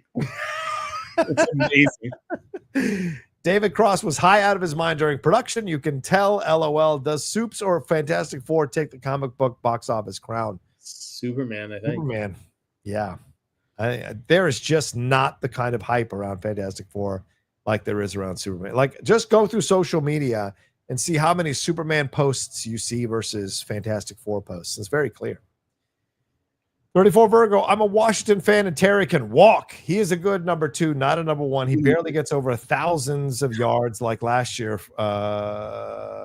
Walk your bitch ass too. Free agent. He wants JJ money. He wants JJ money. I hear you. Yeah. Justin Jefferson money.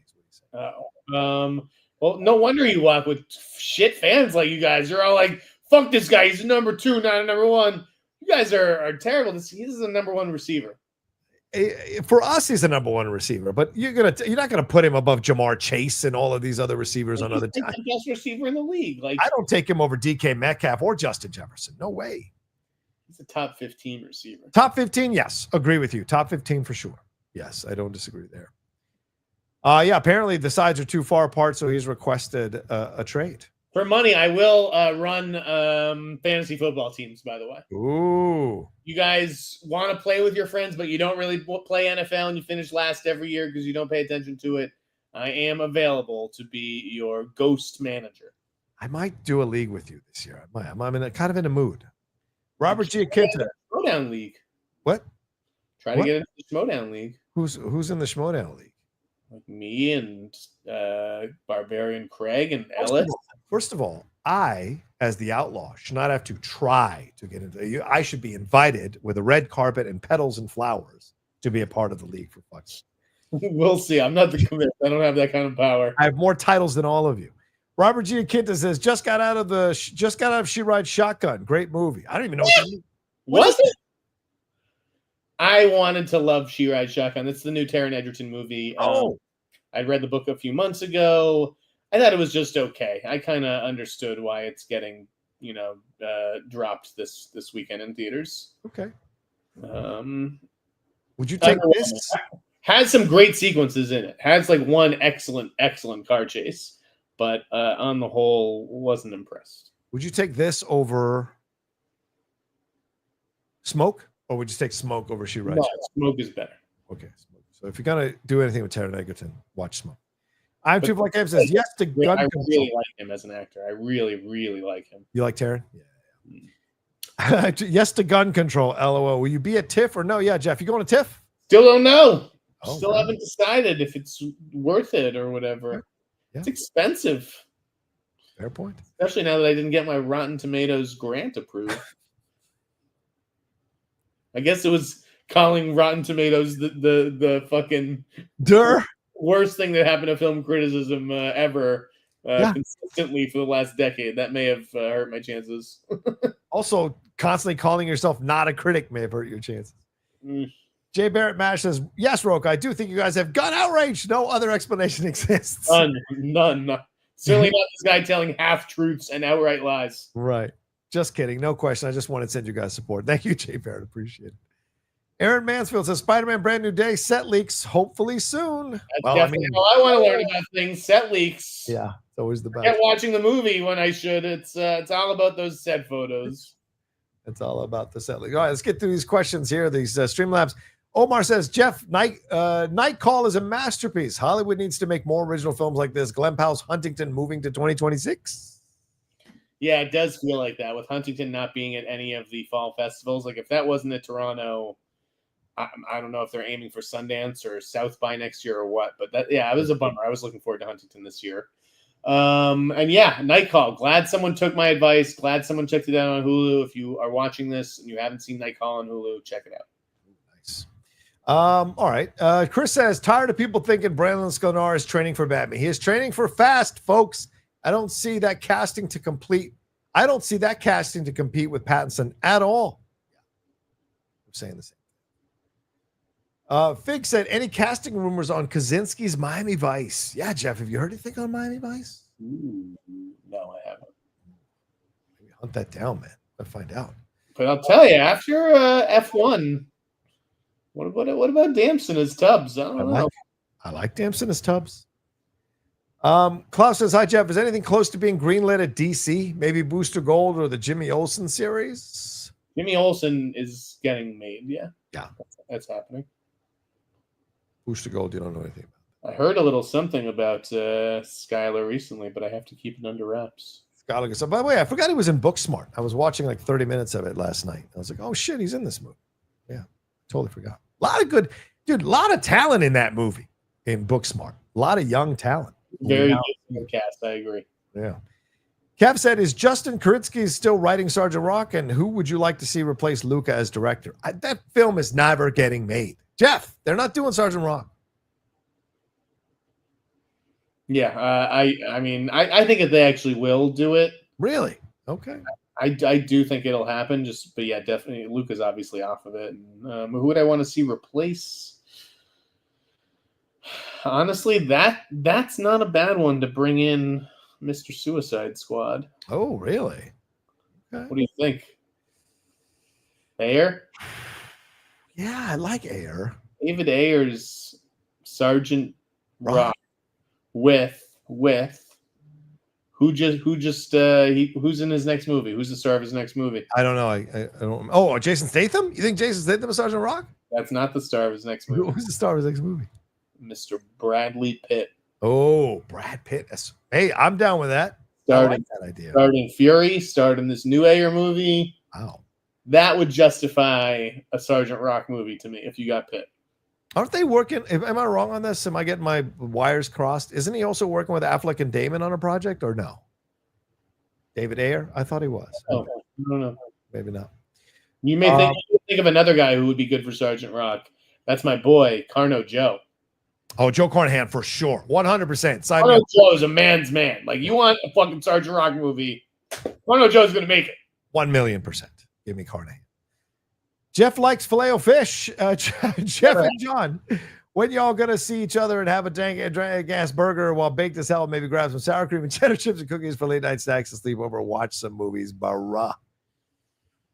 It's going to take a special thing to get me up there. So, you know, it's a busy time right now. Maybe it's a busy time. I'm busy with the Lady Outlaw. Thank you, Jeff.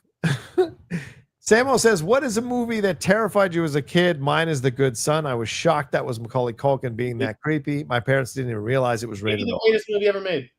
What? Stop it. I mean, The Omen scared the shit out of me as a 9-year-old or 10-year-old, I guess, when I saw that on TV.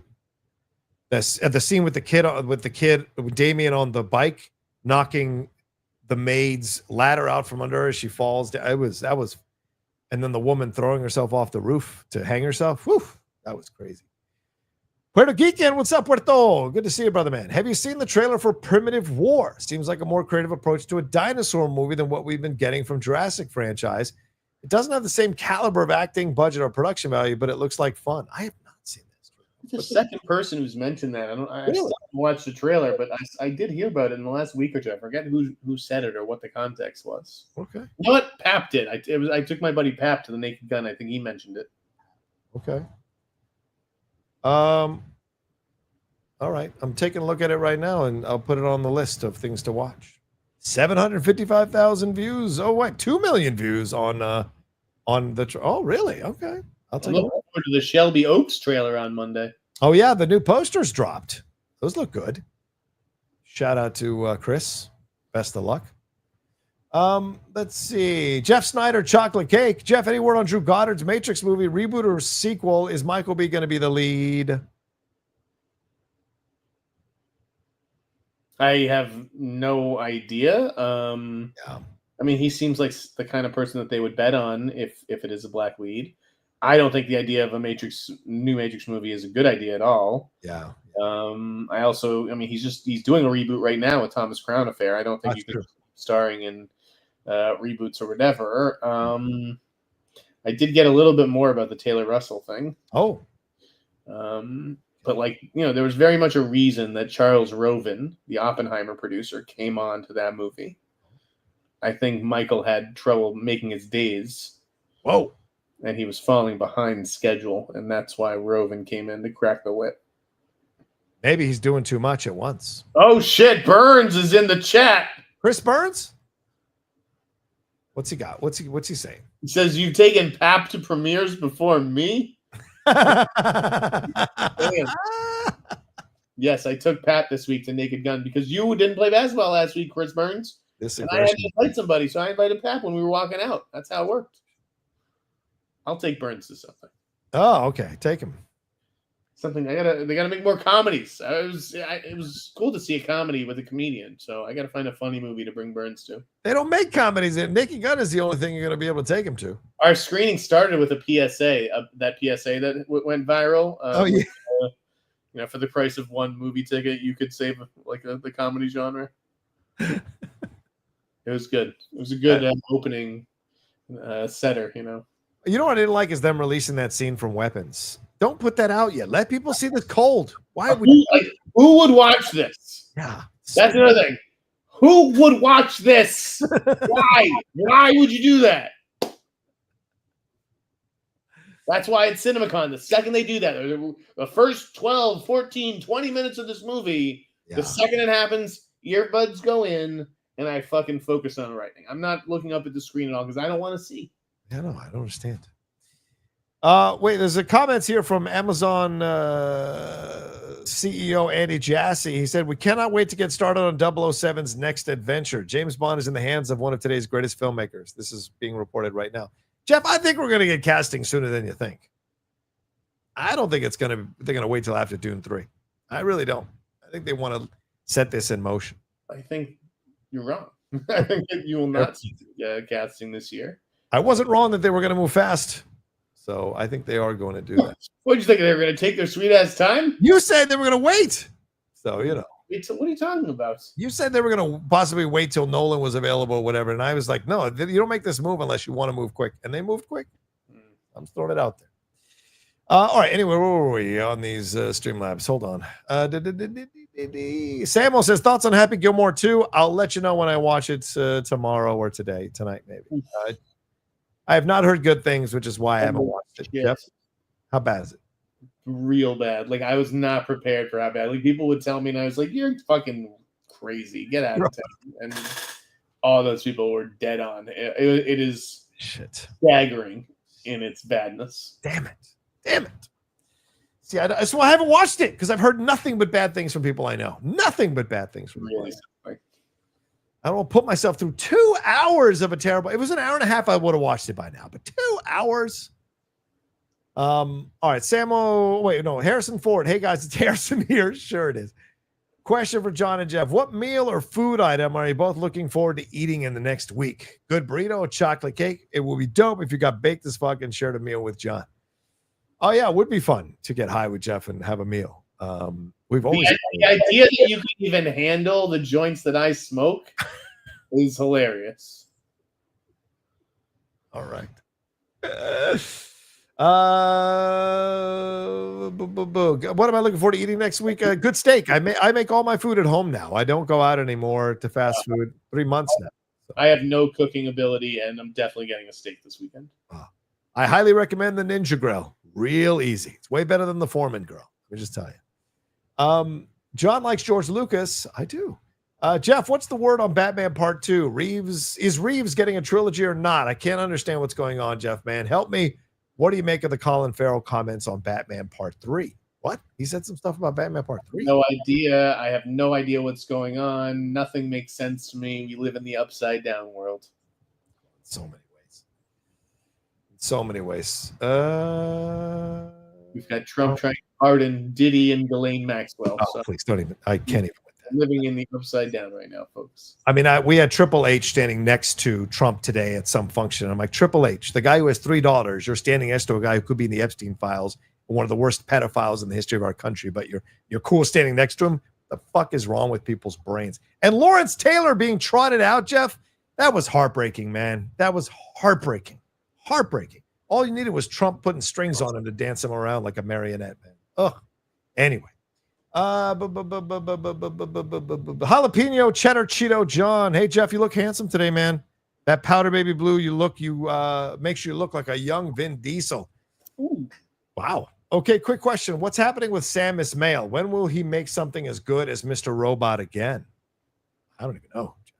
Sam Esmail has Panic Carefully coming out, and I think that could be good. I mean, it's a big Warner Brothers movie, good cast. Yeah, I like that.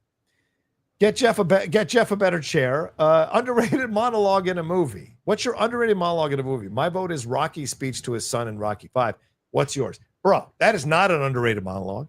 Everybody knows that monologue who's a Rocky fan. They make posters out of that monologue. That is not an underrated monologue. People properly rate that monologue as one of the best monologues ever. But the question still stands. Jeff, do you have an underrated monologue in a movie? There is no normal. That whole monologue at the end of Angus. Oh. Where Angus stands up against Rick, the quarterback, played by James Vanderbeek, and gives an impassioned monologue. And he's like, well, if you're normal, what does that make the rest of us? I tell you, I don't know if it qualifies as a monologue, but I would say the Donald Sutherland monologue in JFK, when he is just like laying down everything that's happened, that's an amazing monologue. I mean, because he basically is talking most of the time. So I would give that as a monologue. And the way he calls him Bubba is just great. I mean, Baldwin, too, and Glengarry. Oh, that's classic. Hell yes, man. Settle Down Cowboy says, should the Hall of Fame put Breves, Rivers, and Manning in the same class? Not Manning. Certainly do Breves and Rivers, but not Manning. Go ahead, Jeff. Wait, which Manning?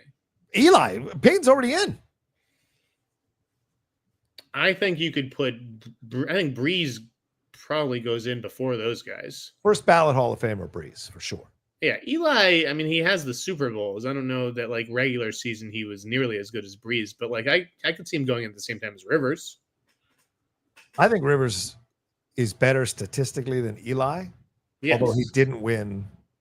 Right. The Super Eli Bowl. is more Hall worthy than Rivers. I don't know about that. I kind of feel like Rivers more than Eli, but no, Rivers was a better quarterback than Eli, but Eli is more Hall worthy because of the wins. But Breeze is definitely more worthy than both of them. Yes, 100%. 100%. All right, let's see. We got a couple more, Jeff. Where are they? Bing, bing, bing, bing, bing, bing, bing. Jim Burton says James Gunn should direct Avatar 4 and 5. Let it all burn. I'm sure he will direct Avatar 4 and 5. Who, like, imagine if he didn't. Like, what? Who the fuck do you bring in to do those? He said James Gunn, not James Cameron, bro. Read the question. Oh, James Gunn. Sorry, you got me. No, no. No. All right. Oh yes, Carolina boy 90s. Jeff, what is your take on the Sydney Chandler controversy in Sydney Chandler? What happened here? What is this out over there? I mean, again, weird for Variety's editors to include that tidbit. Like, what is the controversy? What is the controversy? She just refused to do the photo shoot. Oh, right, for Alien Earth. Yes. Right. And they did a big thing, and then it was like they got into the negotiation, which was just like super inside baseball. Yeah. Your Variety's editors, I don't think you should have done that. If you're Disney's PR, I don't think. I mean, it's your ass on the line. Like, how do you allow Variety to do that? If you're Sydney Chandler, it's not a good look. You're who are you to be turning down Variety photo shoots? So I think it's just bad all the way around. It's crazy because I think because we talked about this last week, and then I went to Comic-Con on Friday, and she was there after the Alien Earth panel, signing posters and talking to fans and all of that kind of stuff. And you're like, well, you know that this is what you should be doing. Why would you pull the diva card on a Variety photo shoot? It doesn't make sense. Why would you do that? Weird. Played Out says, Jeff, so you think I should join the Schmo League? It doesn't matter what. It doesn't matter what you think. That was my Boston version of The Rock. It doesn't matter. By the way, I'm going to watch that WWE Unreal, everybody. If you guys are watching those, I'll have a review on that as well this weekend. That's going to be 5 episodes of some intense shit. You know what you got to watch, bro? I don't know if it's out yet. That Jerry Jones Dallas Cowboys show. There's a what? What's that going to be on? I think everyone knows that's coming. I know. I'm pretty sure there's a trailer out, but that's on Netflix. Okay. I don't know when it actually comes out. America's Team. Is that what's going to be called? The Gambler and His Cowboys. Ooh, I definitely want to watch Well done. It's well done. Yeah, I'm definitely watching that. When is it coming out? Does it say? I actually have no idea. Okay. See, Jeremiah says it's out on Netflix. August 19th. It's not out yet. Not out yet. Some people, I don't know. I don't get it. It says August 19th. Maybe you guys are lying. You guys haven't seen it. Stop lying. Okay. Jeff. Dash Shadow. Jeff, any under the radar mystery detective movies coming out this year? Other than Knives Out? Good question. Yeah. None that come to mind. That Sheep Detective movie comes out next year. The Hugh Jackman movie, which I think could be cute. Okay. Dingus McNally, Shia LaBeouf and Sergeant Rock, since him and Ayer have a close working relationship. Not if you want people to go see it. Not if you want to. Yeah, I don't think he'll be playing Sergeant Rock, but I'd love to see Shia in more movies. I think he's a tremendously talented actor, and I'd love to see him play a soldier who gets killed early or something like that. Yeah. DUI champ, Brother Rocha, The Sandman Season 2, loved it. Your quick thoughts. Yeah, I'm halfway through the season. I have not watched any of the new episodes that dropped last week, so I will be diving into that, though, this weekend. I'm going to catch up on Star Trek. I'm catching up on this one, on Sandman, and I'll gonna catch up on Unreal and then watch Happy Gilmore 2, much to my chagrin. So it's a very busy weekend for me overall. I told Lady Outlaw, don't come bother me in the room. I will be watching all these shows. But I'll have a review of it as well. All right. I think that's all the questions, Jeff. We've still got like 15 minutes if you want to talk about anything else. Tim, what is your Streamlab? You know, sometimes you guys send them and they don't come through. So it's not, I'm missing it. I don't know what you send it in, Tim, now. Send in regular chat. Send it in your regular chat. We'll answer it here. So anything, Jeff, you want to talk about anything else going on in your world? Any other news? What's going on in my world? Fred says Jerry destroyed a dynasty and making us fans pay for it ever since. Well, yes. Very true. Yeah, nothing's really coming to mind. Again, it was a weird week because I was in Joshua Tree all weekend. Oh, you were? I'm just getting my mind back in place this week. They were saying that Spider-Man's about to start shooting. Anything to say on that? Man, it seems like your Hulk thing is right. Like I saw set photos, and in the background there were photos of wanted posters featuring Bruce Banner. Yeah. And the Hulk. So yeah, it looks like he'll. Oh, how about this, man? What do you think about Superman heading to digital 35 days after the release? Like, why wouldn't meet the new normal? Yeah, why wouldn't Warner's just push it for a little bit? I don't know why you do this. I get that it'll be the tail end of the box office draw, and maybe you're going to make money from people. I mean, that's the thing. They can still keep it in theaters, especially if it's near some milestone. Then they'll drag it out so they can say it reached some milestone. Yeah. I mean, there's a lot of money to be made in PVOD. That's why they put it out there. It's it's no reflection of how the movie's doing at the box office, even though it's doing good, not great.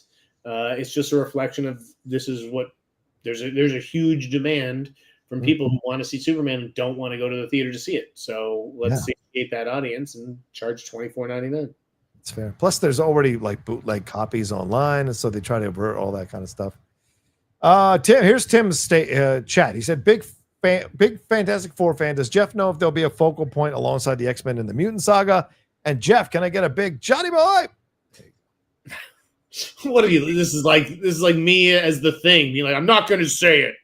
I'm not going to say it. No, I'm not saying it. What time is it, Jeff? Johnny boy!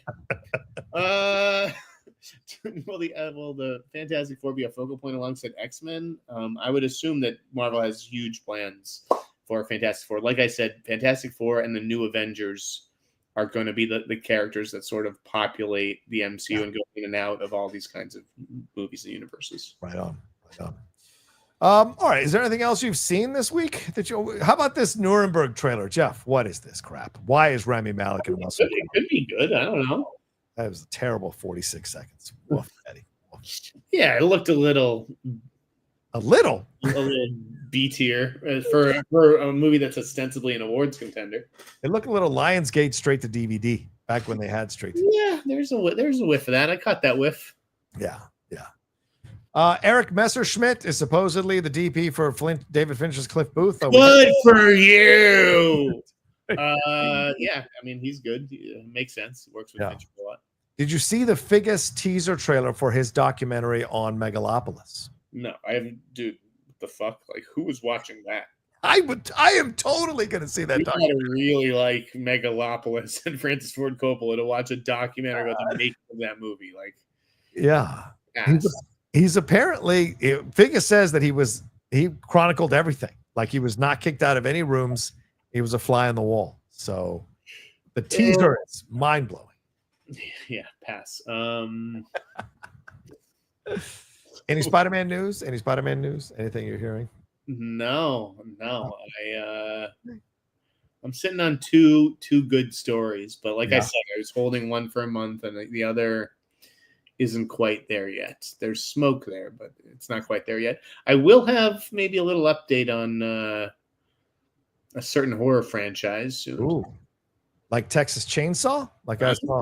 That sounds like an accurate. I saw news this week. Texas Chainsaw, maybe. We will see. Yeah. I think that there's a surprise player in that race. Okay.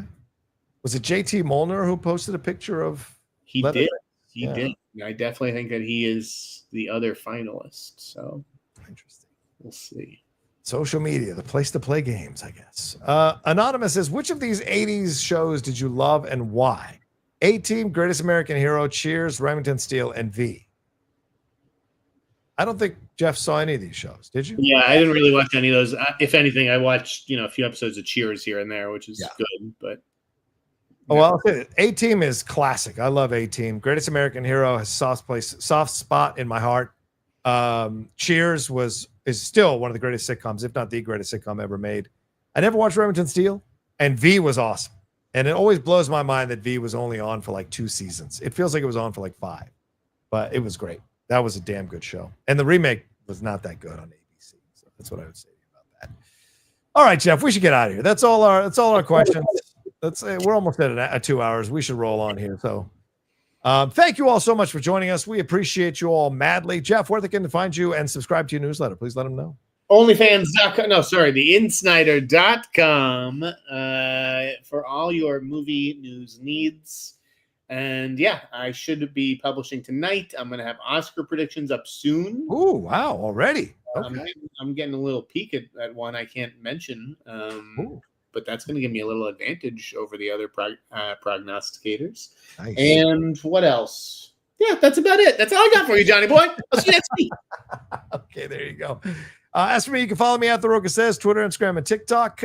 Please remember, Cinephiles continuing our breakdown of Superman, 1978 Superman, me, Michael Vogel, and Steve Morris. Part 2 will be out tomorrow. We also have Geek Buddies out tomorrow. We will have a new Jedi Way coming soon in the next few days as well. And Geek Buddies. And also, don't forget about Spill the Tequila that dropped a couple of days ago with me, Winston A, talking about all the stuff going on. Also, I'd love you guys to go head on over and watch my shorts. I've been doing shorts now for 2 or 3 weeks. Please give them some views and some love. I would appreciate it. All right, y'all take care of yourselves. Be well. We love you. Go see a movie. And we'll talk to you next time with another brand new episode here of The Hot Mic. Peace.